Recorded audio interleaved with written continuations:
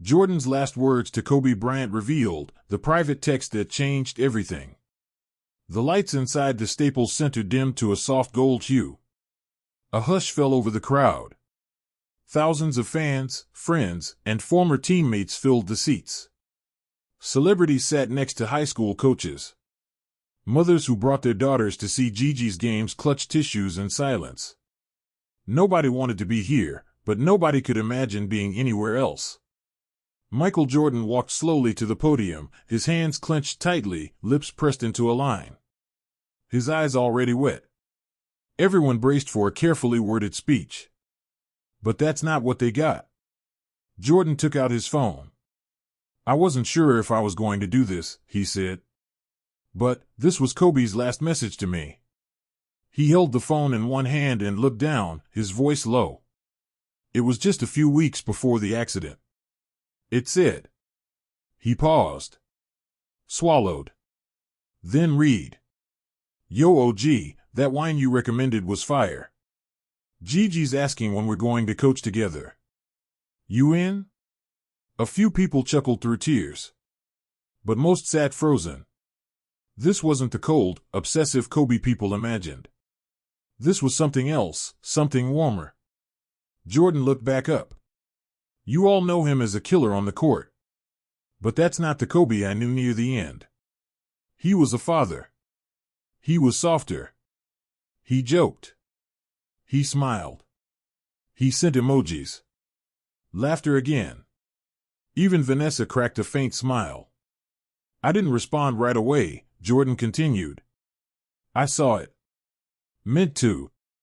I thought, I'll get back to him in a few days. I never did." The crowd tensed. That sentence, heavy like a missed buzzer beater, hung in the air. What followed wasn't a rehearsed eulogy. Jordan started telling stories no one had ever heard. How Kobe used to text him after games just to ask what MJ thought of his footwork. How he'd send blurry photos of Gigi's games and say, "She's coming for your fadeaway." Jordan said Kobe didn't want to be the next Jordan. He wanted to be the first Kobe Bryant. And he became more than that. He became someone I wanted to be like, off the court. Flashbacks filled Jordan's mind, and with each one he shared, the myth around Kobe cracked, and inside was a man most had never truly seen. One story hit different. Jordan recalled the 2009 All-Star game. Kobe cornered him in the tunnel before tip-off. "You done hiding yet?" Kobe said. Jordan, confused, asked what he meant. "You keep pretending you don't miss it. But I know you. You don't sleep at night unless you're still teaching someone." "I'm not hiding," Jordan said. Kobe smirked. "Then coach me." MJ laughed it off at the time. But later that night, Kobe dropped 27, played defense like it was Game 7, and walked off without saying a word. It stuck with Jordan. He never coached him. Not really. Not officially. But the texts never stopped. Sometimes he'd ask about a post move I used once in '96, Jordan said. Sometimes he just wanted to know if I ever got nervous before games. Truth is, I did. And I told him that. The air in the arena thickened with emotion. What started as a memorial became something else, something raw, intimate. The crowd wasn't just mourning Kobe the icon. They were finally meeting Kobe the man. And they were seeing Jordan differently too. Jordan stared at the screen of his phone again. "I read this message 100 times after he passed," he said. "He just wanted to spend time coaching our girls. Just hoops. Just family. That's who he became." He paused again. Looked toward the front row where Vanessa Saturday. "I regret not answering him sooner. That silence is going to follow me." A long moment passed. "I've been known to take things personal," Jordan said, forcing a smile. But Kobe, he never stopped reaching out. Even when I didn't always reach back. He shook his head. He was relentless. He wanted connection. He wanted meaning. He wanted to build. A ripple moved through the crowd. The way people thought of their hero was shifting. They weren't watching Michael Jordan deliver a speech. They were watching him grieve. And reflect. And, more than anything, reveal. Then he told one last story. A week before Gigi's birthday, Kobe had texted, "Let's plan a clinic. Just you, me, and the girls. No cameras. Just fundamentals." Jordan had seen it. He thought it was a nice idea. But he never followed up. The next time he opened that text thread was after the helicopter crash. "I left him on read," Jordan whispered. "And I live with that." It was the most human thing Michael Jordan had ever said in public. The crowd stood. No music played. No dramatic cue. Just silence. Heavy, reverent silence. Jordan nodded and stepped back from the podium. The camera cut to Vanessa. Tears streamed down her face, but she mouthed, "Thank you." No one cheered. No one clapped. They didn't need to. Because something had just changed. Kobe wasn't gone, not completely. The version of him Jordan had just shared, the one who texted about wine and coaching, who wanted more than rings and records, that Kobe was new to most of the world. And now, thanks to one unread message and the man who finally read it aloud, that version of Kobe would never be forgotten. Jordan walked back to his seat. The phone still in his hand. The ghost of a reply still unsent. The crowd left the Staples Center in near silence that night. Michael Jordan didn't stay long after the memorial. He slipped out a side exit, head low, surrounded by a small team that knew better than to say much. He didn't need applause or interviews. He needed air. Back at the hotel, Jordan stood alone on the balcony. Los Angeles stretched out before him, but he wasn't looking at the skyline. He was staring at his phone. The last message from Kobe was still open. "Yo OG, that wine you recommended was fire. Gigi's asking when we're going to coach together. You in?" Jordan closed his eyes. He could hear Kobe's voice reading it. Confident, relaxed, smiling. He swiped up to older messages. Pictures of Gigi hitting fadeaways. Game clips. Jokes. Philosophical stuff too. Kobe had always been thinking, always asking, pushing. But that last message stayed there. Unanswered. Jordan whispered to himself, "Why didn't I just say yes?" He didn't sleep that night. The next morning, he did something unusual. He told his staff to cancel his appointments. He drove himself out to a gym Kobe used to rent privately for Gigi and her teammates. It was quiet, tucked behind an elementary school in Newport Beach. The doors were locked. But the custodian recognized him immediately. "You're here for the Mamba girls," the man said, unlocking the gym. "They haven't come back since the accident." "Nobody has." Jordan stepped inside. The lights flickered on. The floor still had the black and purple lines Kobe had custom ordered. There were small, chalky handprints on the wall behind the bench. Jordan stood at center court. Then he sat. Then he wept. He stayed there for an hour before pulling out his phone. The idea came all at once. He called one of Kobe's old trainers. A man named Mark who had been close with both of them. "Mark," Jordan said. "What would it take to start that clinic Kobe talked about?" Mark was quiet on the other end. "You serious?" "I'm not making an announcement," Jordan said. "No press. No Nike banners. Just me. And the girls." Like he wanted. Mark paused again. It would mean everything. That afternoon, Jordan called Vanessa. It wasn't an easy conversation. They hadn't spoken much beyond the service. But she answered quickly. She sounded tired, but steady. "Vanessa," he began, "I know I can't go back and answer that message. But I want to honor what he asked." He explained the idea. The clinic. The training sessions. The way Kobe imagined it. She didn't cry. She didn't thank him. She just said, "Do it. But only if you're all in." I am, Jordan replied.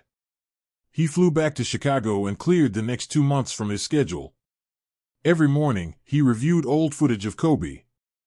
Not the highlight reels, he already knew those.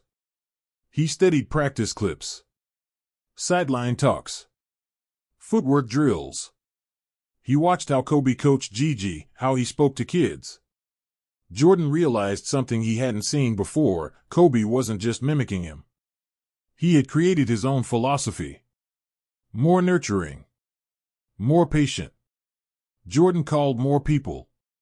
Kobe's old AAU assistant coaches, Gigi's former teammates, parents of the girls.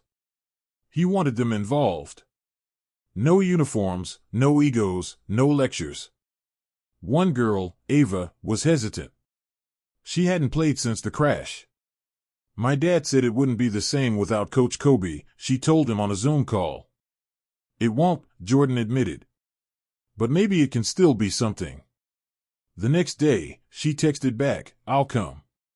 But only if you run the same layup drill he made us do. The one he called Killer Instinct. Even though we hated it. Jordan laughed. Deal. By week 3 of planning, the word had spread. Quietly. No ESPN coverage. But within Gigi's basketball circle, everyone knew.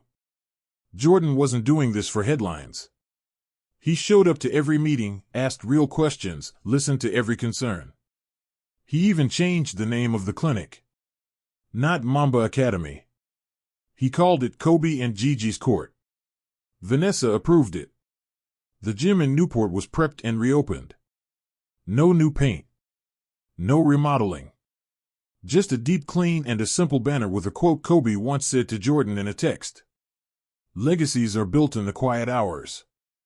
Let's make noise in silence. On the first day of training, 10 girls walked into the gym. Jordan was already there, rebounder in hand. Hoodie, sneakers, no entourage. Some were nervous. Some didn't know how to look at him. This wasn't a statue. This was Michael Jordan, waiting to teach them post moves. The first drill was rough. The girls were rusty. Jordan didn't bark. He didn't scold. He clapped, corrected, adjusted. It was new territory for him. He wasn't a teammate or an owner. He was a mentor.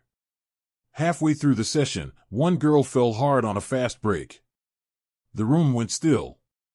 She sat up slowly, holding her elbow. Jordan jogged over, crouched beside her. You good? She nodded, blinking fast. You want to sit? She shook her head. He helped her up. Tough. That's how Kobe liked it. That was all it took. The session ended with high fives, laughter, and one long group huddle. Jordan didn't say much. He didn't need to. After the gym cleared out, he sat alone at the bench. He pulled out his phone. Opened the last message again. Yo, OG. You in? He tapped the screen. Typed a reply. Yeah. I'm in. Then he locked the phone and put it in his bag. It didn't matter that Kobe would never read it. Jordan had finally answered. Summer came quickly in Newport Beach. The clinic had grown. Word of mouth spread just enough to draw in more girls from surrounding cities. Still no media. Still no banners. Just effort, sweat, and Michael Jordan standing on the baseline every morning at 7 a.m. He didn't miss a day. The girls didn't just learn footwork. They learned how to lead. How to support. How to think 2 steps ahead, the way Kobe used to break down games. Jordan was teaching them the same way he would have taught his own kids, if he'd known how back then. Something in him had changed. He wasn't chasing perfection anymore. He was chasing presence. One afternoon, after a long practice, a girl named Layla walked up holding a photo. It was a printout, folded at the corners. She handed it to Jordan without a word. He opened it slowly. It was a picture of Gigi, mid-jump shot, her feet curled just like Kobe's. Behind her, slightly blurred, stood Kobe, arms folded, nodding. Coaching without saying a word. Jordan stared at it for a long time. She wanted to be like him, Layla said softly. Jordan nodded. He wanted her to be better. That night, Jordan sat in the empty gym after everyone had gone. He scrolled through his phone again. He had started saving all of Kobe's messages in a folder. Not just the ones about basketball. The personal ones too. Advice. Jokes. Random thoughts sent at 1 a.m. One stuck out. It was from a year before the crash. Basketball ends. Fatherhood doesn't. Jordan had never forgotten it. Back then, it felt like Kobe was writing for himself. Now, it felt like he was speaking directly to him. He stood up, walked to the center of the court, then pulled out a marker and quietly wrote the quote along the baseline wall. No one watched. No press release. Just black ink and a silent promise. Weeks passed. The clinic held its final session of the season in July. Vanessa showed up unannounced. She stood near the entrance, wearing sunglasses and a simple white shirt with Mamba mentality written across the chest. Jordan spotted her. For a moment, he wasn't sure what to say. But she walked straight toward him. The girls love it, she said. You showed up. And they felt it. He nodded. They remind me of her. Vanessa took a slow breath. Kobe always said you taught him how to win. He would have been proud to see you teaching them how to heal. The ceremony that followed wasn't formal. No trophies. No banners. Just a microphone on a folding table and handwritten letters from each girl, read aloud one by one. Some cried. Some laughed. One girl read, I never met Coach Kobe. But I think I know him now. Because Coach Mike showed us what he stood for. The parents clapped quietly. Some hugged. Others just stood still, letting the moment sink in. After the event, Jordan walked outside alone and stood near the court's chain-link fence. He looked up at the sky, orange with sunset. For the first time in years, he didn't feel haunted by what he didn't do. He felt grounded in what he finally did. A tap on his shoulder broke the silence. It was Ava, the girl who almost didn't come.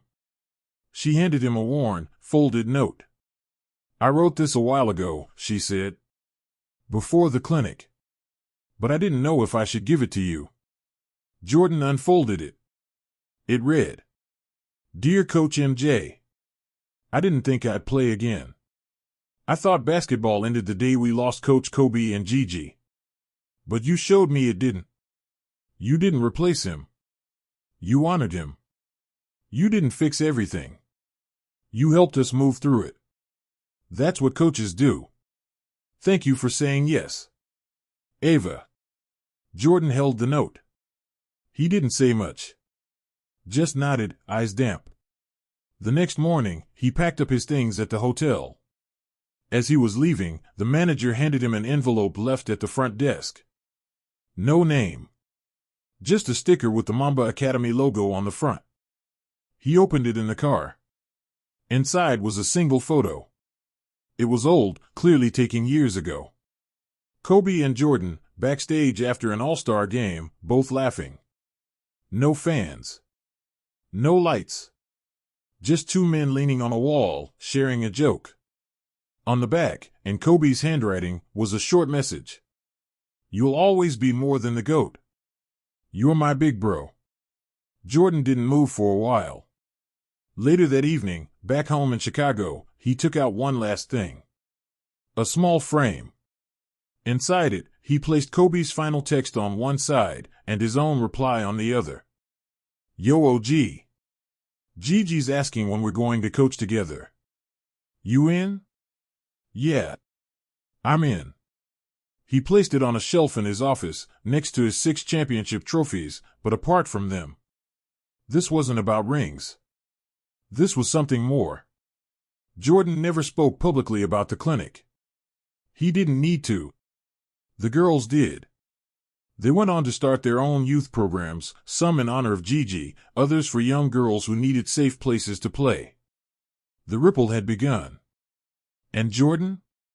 He kept showing up. Not just as the man who defined greatness on the court, but as the man who finally answered. The legacy didn't end with Kobe's last game. It started with his last words. And now, they lived on, and every layup, every assist, every girl who dribbled with her head high and her heart open. Because one man chose not to be silent anymore. He chose to reply. And that changed everything.